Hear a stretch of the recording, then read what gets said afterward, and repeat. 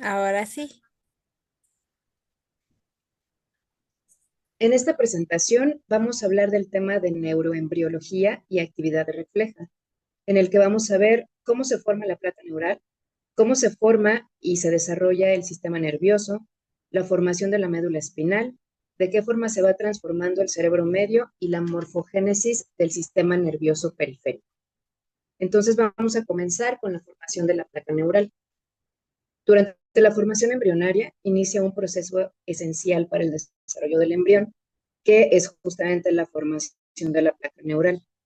La placa neural es la primera estructura que se forma y que va a dar origen posteriormente al sistema nervioso y también a la médula espinal. En este esquema podemos visualizar el proceso de neurulación primaria, que es lo que vamos a explicar con más a detalle un poquito más adelante. Entonces, la placa neural es el engrosamiento del ectodermo, que es una de las tres capas del disco embrionario. Aquí ocurre un fenómeno que se llama neurulación, que es la formación del tubo neural a partir de la placa neural.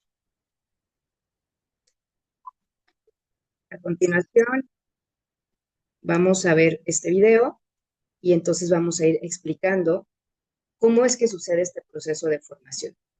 Este círculo es el disco germinativo. Al comenzar la transformación, se observa la línea primitiva.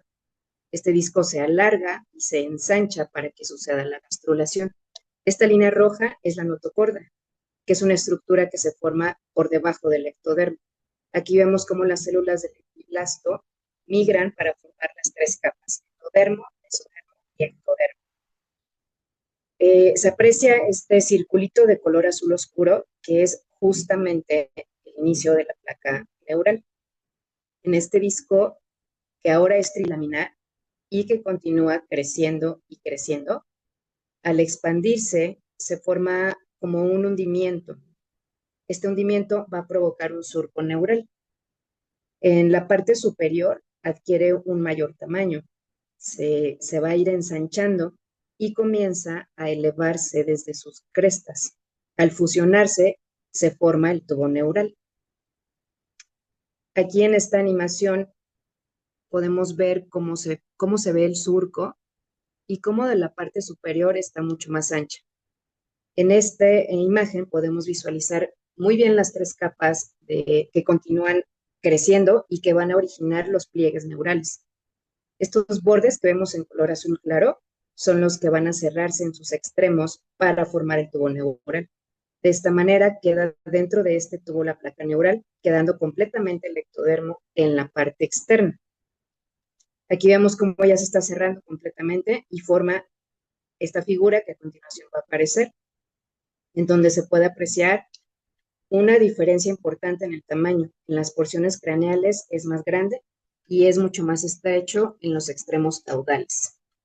Ahora, esta misma imagen, pero viéndola desde otro ángulo, se aprecia mejor cómo el tubo neural inicia en la región posencefálica y a partir de ahí avanza en sentido cefálico y caudal. Esto va a generar dos neuroporos en los extremos del tubo, el neuroporo anterior y el neuroporo posterior. El anterior se cierra desde sus dos extremos, la zona posencefálica y la zona prosencefálica, que se encuentra en el extremo cefálico de la placa neural. Aproximadamente para el día 24, estas dos zonas se mueven una hacia la otra y se encuentran en la placa comisural, que es la lámina terminal embrionaria. Y para el día 26, la zona de cierre del neuroporo posterior se va desplazando en sentido caudal. Esta formita amarilla que vemos es el saco vitelino. Ok, hasta aquí es la formación de la placa neural. Continuamos con la histogénesis del sistema nervioso. La histogénesis es el proceso por el cual el tubo neural genera las distintas células, los circuitos del sistema nervioso y la formación de tejidos. Para que se pueda llevar a cabo este proceso, se van a reconocer fases básicas. Estas fases van a ser 5. La primera es fase proliferativa, la segunda es fase migratoria, la tercera es fase de diferenciación y la cuarta y quinta es la maduración y organización, que se subdivide en neuritogénesis y sinaptogénesis. Entonces, en la fase proliferativa, que es el proceso inicial, como dice su nombre, es en donde las células neuroepiteliales y la glía se dividen y proliferan en la zona ventricular. Estas células madre producen neuronas y células gliales, que son los astrocitos, los oligodendrocitos y las ependimarias. Continuamos con la fase migratoria, que son las nuevas neuronas, que se van a desplazar desde la zona ventricular hacia su destino. Esta migración puede ocurrir de tres formas: radial, que es a lo largo de las fibras de glía radial; tangencial, que es paralela al neuroepitelio; y de translocación somática, que es el movimiento del soma hacia la periferia. Después continúa la fase de diferenciación. En esta fase, las neuronas y las células gliales adquieren su fenotipo específico, se especializan para realizar funciones específicas también, y se distinguen las macroneuronas, que son las de axones largos y circuitos de proyección, y las microneuronas, que son las de axones cortos en circuitos locales. Y finalmente, para la maduración y organización, se va a dividir en dos fases. La primera es la neuritogénesis, que es en donde se lleva a cabo la formación de axones y dendritas. Y el cono de crecimiento guía el avance de los axones que van a interactuar con el entorno extracelular. Y la segunda es la sinaptogénesis. Aquí se forman sinapsis transitorias, en donde muchas de las cuales se van a eliminar posteriormente. También sucede un refinamiento que depende de la actividad neural y de la estimulación ambiental, incluso hasta después del nacimiento. Entonces, bueno, continuamos con la evolución de la médula espinal. La médula limita cefálicamente con el mielencéfalo, que posteriormente se va a convertir en la médula oblongada. Desde allí se va a adelgazar de forma gradual hasta su extremo caudal. Inicialmente, en su morfogénesis, la médula espinal tiene la misma longitud que el raquis y llega hasta los somitas coccígeos. Para el tercer mes, la columna vertebral crece más rápido que la médula. Al nacimiento, el extremo medular se sitúa a nivel de la vértebra L3 y en los adultos a nivel L1 y L2. Esto va a dar origen a la cola de caballo, que es un conjunto de raíces nerviosas descendentes, y el filum terminal. Finalmente, bueno, la médula queda organizada en 31 segmentos o mielómeros, con la siguiente distribución: 8 cervicales, 12 torácicos, 5 lumbares, 5 sacros y 1 coccígeo. Para su organización dorsoventral están las placas alares dorsales, que están compuestas por neuronas sensitivas y de asociación. Y las placas basales, que son las ventrales, van a ser las neuronas motoras, y estas van a estar separadas por el surco limitante. Desde la quinta semana aparecen raíces ventrales, o sea, las motoras, y dorsales, que son las sensitivas. Estas se unen para formar los nervios espinales. Finalmente, en las regiones cervical y lumbar se desarrollan engrosamientos que darán origen a los plexos braquial y lumbosacro, que son los encargados de la inervación de los miembros. Entonces, vamos a continuar con los siguientes temas en relación a la evolución del posencéfalo, mielencéfalo y a la organización y funciones de las neuronas.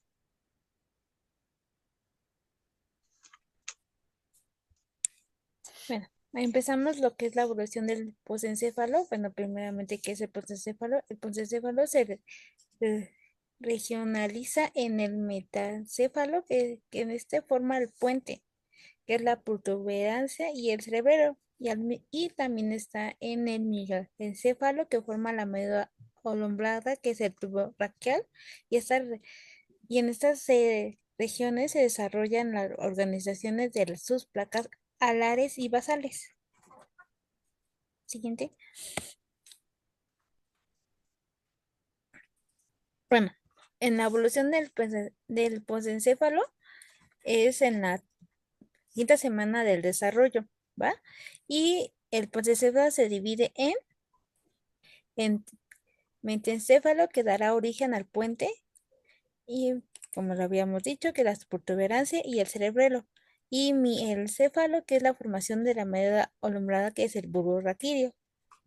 Siguiente. Bueno, En la evolución del proceso se divide con 5 características, que es la organización en la placa del techo del cuarto vertículo, el mesencéfalo, que es el bulbo raquídeo, el mesencéfalo y la placa del techo poscefálica. Siguiente.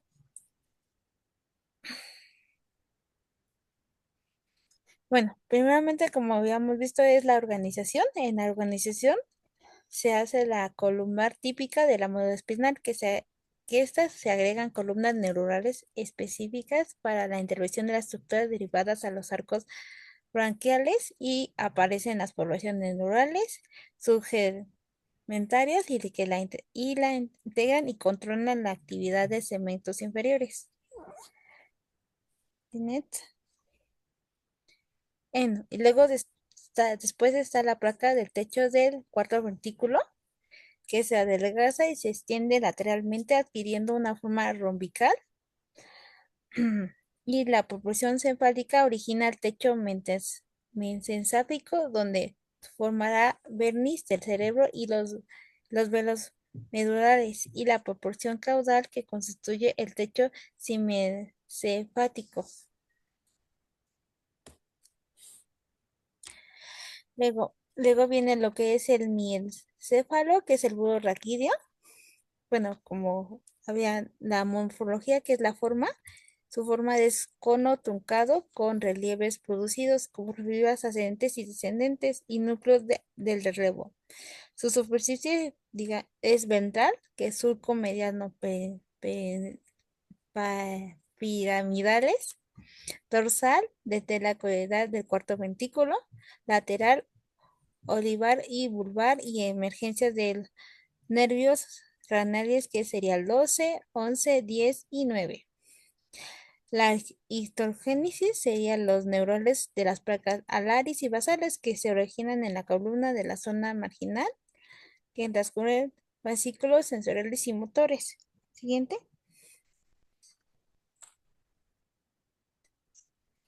Luego el metencéfalo que es el puente de la tuberancia, como habíamos dicho, que deriva a la placa basal, que se extingue a una región dorsal, que con los núcleos motores y sensitivos sería, y una región ventral con núcleos conitentos y fibras transversales que forman el pendículo cerebral del medio. Luego lo que está el cerebelo, que surge de los labios rómbicos y se desarrollan en 3 etapas filogénicas, que sería el quicerebro, el paradocerebro y el neurocerebro. Y la hitogénesis sería la definición de la neurona de Purkinje y núcleos cerebros profundos y microneuronas de la corteza. Siguiente.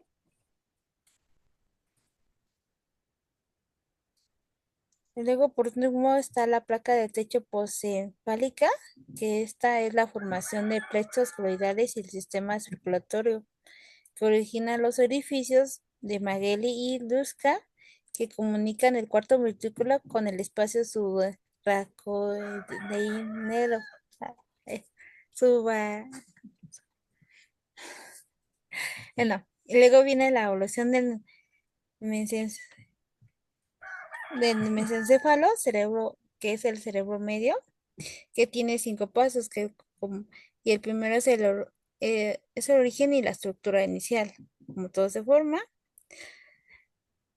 Y en esta ocasión primero se forma la parte de las vesículas primarias del tubo neuronal, después presenta las placas alares y basales, separadas por el surco limitante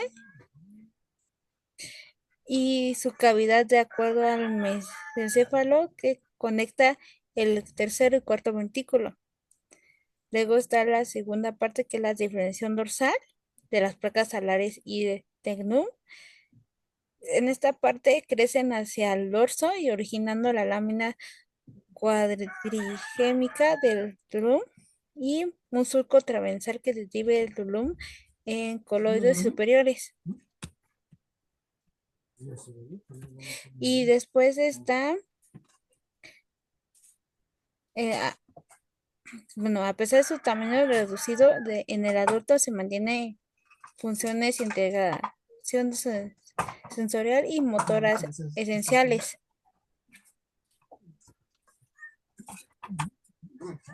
Luego, la tercera fase es la diferenciación ventral, que es la formación de péndulos cerebrales que contienen vías descendentes, y está la corticópidas y cortibulares y cortiespinales, y están las vías que conectan la corteza cerebral con el puente, el bulbo y la médula estrural. El cuarto paso sería el núcleo y la migración neuronal. La migración es tangencias generando núcleos específicos, núcleo rojo y relacionando las, las coordinación motora. Y la sustancia negra y que implica el control motor y funciones dopamingénicas y parte de la formación reticular y mesefálica. El quinto paso sería el crecimiento y reacciones externas, que es la expansión del telecéfalo y termina cubriendo gran parte del mesencéfalo, que solo queda visible el teltum. Siguiente. Y por último está lo que es el sistema nervioso periférico, que primero es el origen en la cresta neural, que es el sistema nervioso periférico, que se forma a partir de una cresta neural que surge en la frontera entre endotermo neutral y endotermo superficial. Y después están las células de las crestas que sufren una transmisión epileo y mesenquímica que migran lateralmente y se segmentan en cubos celulares. Esta segmentación determina la formación de ganglios y nervios en cada nivel del céfalo o caudal. El segundo paso sería la región de cresta neural. En este paso se distingue las regiones enfática y troncal. También en cada región origina derivados específicos, como es el cefálica que son los ganglios centrales, melanocitos y tejidos conectivos de la cara y cuello. Y por último sería el troncal, que serían los ganglios espaciales, simpáticos, parasimpáticos y células de Schwann. Siguiente. Y el tercer paso sería la derivación de principales, que serían los ganglios espinales con neuronas sensitivas, pseudo-unipolares y los ganglios simpáticos y parasimpáticos del sistema autónomo, las células cromafines de la célula suprarrenal, los perochos enteríficos y entre otras estructuras viscerales. Las células de Schwann, encargadas de la administración y de los axones periféricos. El cuarto paso sería la organización de nervios y plexos, que aquí se da la formación de plexos cervicales y lubosacros de la liga, presentando los miembros. Y también se da lo que los experimentos que muestran que si se elimina un miembro o se forma un plexo correspondiente. El quinto sería la mielinización, que sería la célula de Schwann que deriva las crestas de tronco, eh, mm, que las crestas neural troncal, que acompañan del crecimiento accional. Cada célula de Schwann también se desenvuelve en una acción, tomando una vaina de mielina y con la interrupción de nodos de Rabin. Y por último sería la mielina, que se organiza capas céntricas de la membrana esencial para la conducción de nervios rápidos. Y esto sería básicamente todo. Y sería todos los...